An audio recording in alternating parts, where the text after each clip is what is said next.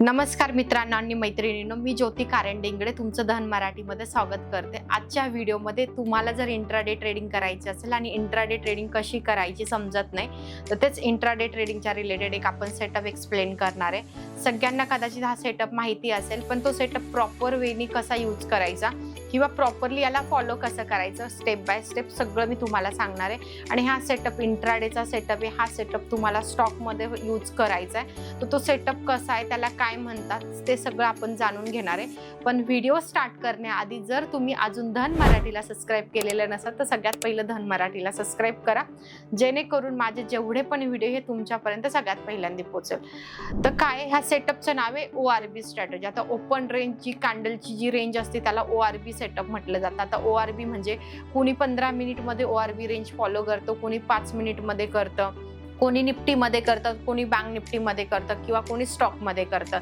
याच्या आधी ऑलरेडी आपला निफ्टीमधला सेटअप तर आलेलाच आहे, पण आता आपण स्टॉकचा हा सेटअप बघणार आहे। आता ह्या ORB सेटअपमध्ये एक्झॅक्टली आपण करतो काय, तर सिंपल याच्यामध्ये तुम्हाला मार्केट ओपन झाल्यानंतर पहिले 5-10 मिनिट कसल्या प्रकारचा ट्रेड मिळत नाही। म्हणजे मार्केट ओपन होतं 9:15ला, तर 10 मिनिट मार्केटमधली जी काय व्होलॅटिलिटी असते ती ऑटोमॅटिकली संपेपर्यंत तुमच्यापर्यंत कुठल्या प्रकारचा ट्रेड येत नाही। तर त्याच्यामध्ये ORB मध्ये तुम्हाला करायचं काय, मार्केट ओपन झाल्यानंतर पहिल्या 5 मिनिटाच्या कॅन्डलचा हाय आणि लो मार्क करून घ्यायचं। इवन तुम्ही 15 मिनिट पण फॉलो करू शकता, पण 15 मिनिट वाला ट्रेड हा खूप लेट होतो किंवा खूप टाइम कन्झ्युमिंग होऊन जातो, त्यामुळे मी 5 मिनिट तुम्हाला सजेस्ट करेल।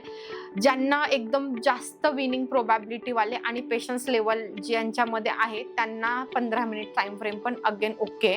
तर तुम्हाला टाइम फ्रेम या ORB सेटअप साठी 5 मिनिटाचा यूज करायचा। मार्केट ओपन झाल्यानंतर तुम्हाला सिंपल करायचं काय, 5 मिनिटाच्या कॅन्डलचा ओपनिंग आणि क्लोजिंग मार्क करून घ्यायचं। जसं की मार्केट ओपन झाल्यानंतर हे पहिल्या 5 मिनिटाच्या कॅन्डलचा मी हाय आणि लो मार्क करून घेतलाय।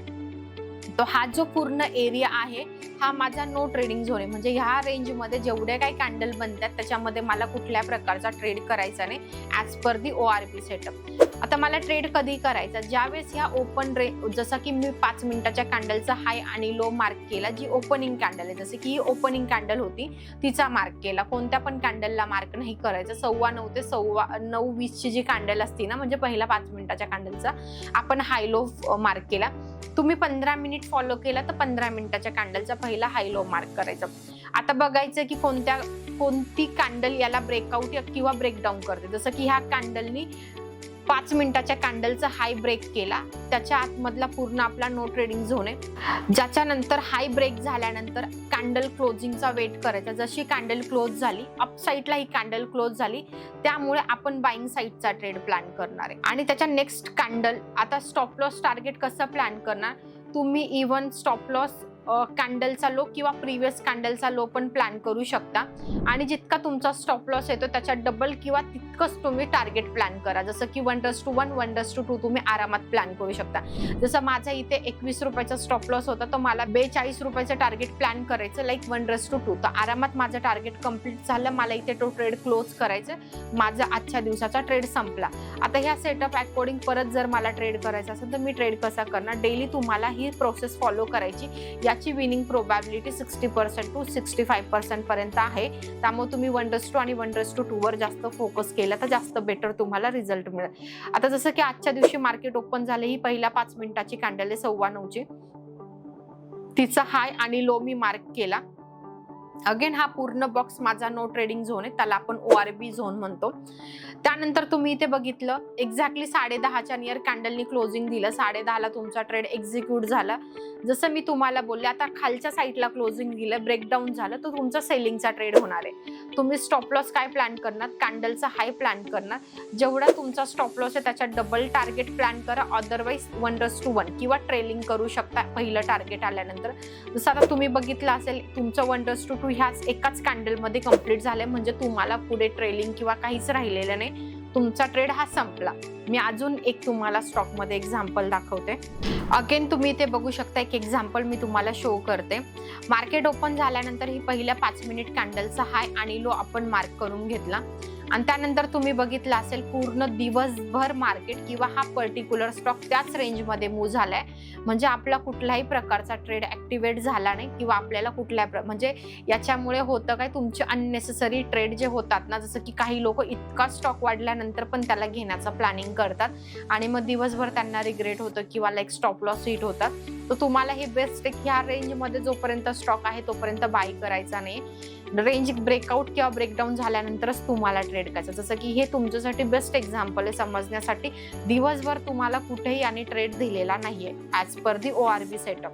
त्याच्यानंतर तुम्ही अगेन बघू शकता, जसं की आजच्या दिवशी मार्केट ओपन झालं, ही पहिली तुमची 9:15 कॅन्डल आहे. तर पहिल्या कॅन्डलचा हाय आणि लो क्रिएट करायचा किंवा मार्क करून घ्यायचा. हाय लो जो क्रिएट झाला त्याला आपण मार्क केलं. मार्क केल्यानंतर तुम्हाला सिंपल करायचं काय, नेक्स्ट कॅन्डल, आता कॅन्डल क्लोजिंग पर्यंत वेट करायचं. कॅन्डलनी क्लोजिंग दिलं त्याच्यानंतरच्या कॅन्डलला आपण एंट्री घेणार.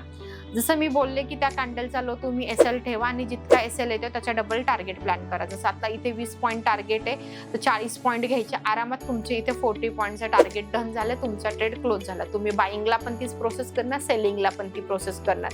आता ह्या ORB सेटअप साठी स्टॉक कसे सिलेक्ट करायचे, तुम्ही निफ्टी 500 किंवा निफ्टी 100ची लिस्ट जरी फॉलो केली आणि त्याच्यामध्ये आरामात तुम्हाला एका दिवसामध्ये खूप सारे स्टॉक मिळतात, पण तुम्हाला कोणते फॉलो करायचे, जे त्यावेळेस ऍटलिस्ट 1-2% मूव्ह झालाय अप किंवा डाऊन साईड, असे स्टॉक तुम्हाला त्याच्यामध्ये जास्त मोस्टली पोटेन्शियल असतं, असे स्टॉक तुम्हाला पिक करायचे. किंवा तुम्हाला याचं स्क्रीनर हवं असेल तर आपण याचं स्क्रीनर पण क्रिएट करू नेक्स्ट व्हिडिओमध्ये.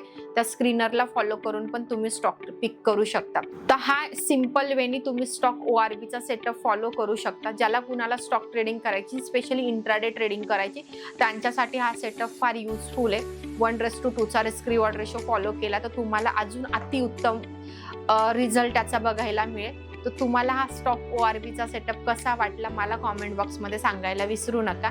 तुम्हाला याचं स्क्रीनर हवं असेल तर स्क्रीनरला पण मेसेज करू शकता. आपण स्कॅनेक्सवर याचं स्क्रीनर क्रिएट करू शकता किंवा याच्या आधी आपले जे पण स्कॅनेक्सचे व्हिडिओ आहे ते आपण आय बटनमध्ये दिलेले, तुम्ही त्याला पण फॉलो करून तुमचं स्क्रीनर क्रिएट करू शकता.